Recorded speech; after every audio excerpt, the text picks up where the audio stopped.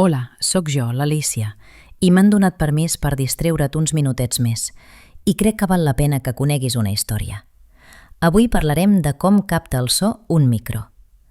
Tot comença l'any 1925, quan un noi de 10 anys de València acompanya el seu pare a una petita emissora de ràdio del barri i el veu parlant davant d'un aparell estrany.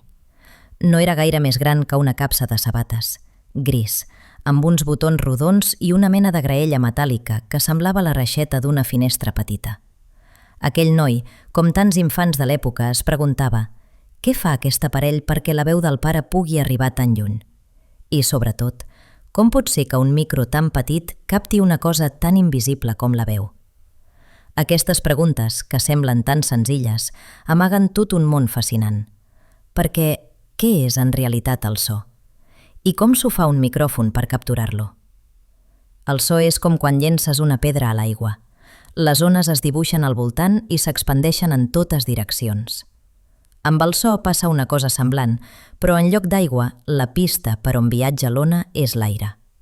Parlem, piquem de mans, tot el que vibra a una velocitat adequada, també la corda d'una guitarra o la pell d'un tambor, crea un moviment invisible a simple vista, però que les nostres orelles sí que poden llegir. Ara imagina't el micròfon a la taula d'aquella emissora valenciana com una mena d'orella artificial. De fet, podríem dir que funciona una mica com les nostres orelles, però canviant l'estil al final del procés. Allà on nosaltres transformem el moviment de l'aire en sensació, el micro transforma el moviment de l'aire en senyal elèctric. Per començar, vegem com capten les vibracions les nostres orelles. Quan algú parla, la seva veu fa tremolar l'aire. Aquests moviments arriben a l'orella i mouen el timpà, una membrana fina, com una tela de bateria minúscula. Aquesta vibració es transmet per una cadena de petits ossos i acaba activant nervis que porten el missatge al cervell. El nostre cos interpreta el moviment i ja tenim el so. El micro agafa una idea semblant. A dins hi té una membrana, una mena de tela molt fina, de vegades de plàstic, d'altres de metall fi. Quan parlem a prop d'un micro, el so mou aquesta membrana, igual com passa amb el timpà de l'orella. Però aquí ve la gran diferència. Quan la membrana vibra, no fa sonar res, sinó que, i aquí ve la màgia, aquestes vibracions es converteixen en una mena d'electricitat molt petita que després pot viatjar per cables i es pot transformar en so novament més endavant. Hi ha moltes maneres de fer aquesta conversió, però dues de les més conegudes són el micròfon dinàmic i el micròfon de condensador. El micròfon dinàmic és molt popular a concerts i a ràdios de tot arreu, i també s'assembla molt als primers micros que s'utilitzaven a les emissores. Per dins, funciona una mica com un altaveu a l'inrevés. Té una membrana amb una bobina de filament embolicada al voltant d'un petit imant. Quan el so fa vibrar la membrana, la bobina es mou dins el camp magnètic de l'imant i això crea un corrent elèctric molt suau.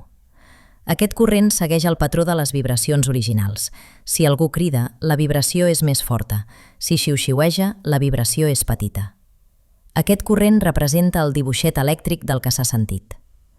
En canvi, el micròfon de condensador, molt emprat als estudis d'enregistrament, segueix el mateix principi bàsic, moviment convertit en senyal. Però en lloc d'una bobina que es mou, té dues plaques molt juntes, separades per aire o per un material molt fi. Aquestes plaques formen com una petita bateria, un condensador. Quan la membrana vibra, la distància entre les plaques canvia, i això genera un petit senyal elèctric capaç de copiar les vibracions del so. Aquests micros necessiten una mica d'energia per funcionar, sovint alimentada pels mateixos cables. Així que, mentre escoltava la ràdio a València aquell vespre de 1925, el noi no veia res especial, però dins el micro, un univers de moviment i electricitat es desplegava en silenci. Avançant en el temps, podríem viatjar fins a Palma, a una escola qualsevol, on els micros s'han fet tan petits que gairebé ni es veuen. Ara són dins del mòbil, en una tauleta, fins i tot amagats en auriculars. Ja no calen caixes de metall grosses per captar la veu, sinó que pot ser una peça tan prima com un granet d'arròs. I com podem saber que el micro funciona? Fes aquesta prova. Parla amb el mòbil a pocs centímetres i després posa'l ben lluny. T'has adonat que quan estàs a prop tot se sent millor i més clar? Això ens mostra una altra de les característiques dels micros. Capten amb més facilitat els sons que tenen més a prop. Una mica com fan també les nostres orelles. A l'aula de música a Castelló, la professora, la Maria, explica a la classe que cada micro té la seva manera preferida d'escoltar. Alguns capten sobretot el so que tenen al davant, els que es diuen unidireccionals. Altres agafen so de tot arreu, els omnidireccionals, i n'hi ha que capten el so de diferents costats. Triar-ne un o altre depèn del que vulguem gravar. Per exemple, en un concert, els unidireccionals serveixen per captar només l'instrument desitjat i no tot el soroll del públic. Ara imagina un enregistrament d'una banda de música a un local d'assaig. El bateria pica fort, la guitarra grinyola i el cantant crida. Si hi poséssim un sol micro al mig de la sala, potser tot se sentiria barrejat, una mica caòtic. Però si posem un micro a prop de cada instrument i sabem com col·locar-los, podrem captar clarament cadascun i després barrejar-ho bé per escoltar-ho com si fóssim just al centre del concert. Els micros no només serveixen per a la música o la ràdio.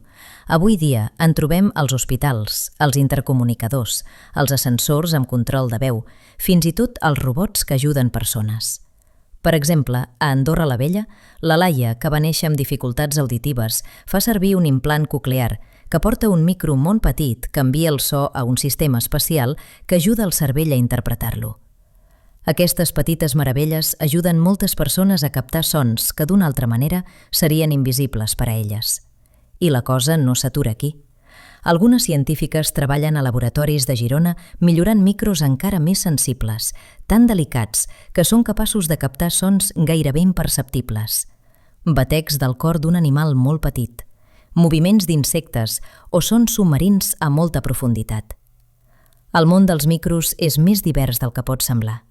N'hi ha d'especials per enregistrar ocells a distància, d'altres per captar sons concrets enmig d'una cafeteria plena de gent, i alguns dissenyats per captar sobretot la veu humana i reduir gairebé tot el que els envolta.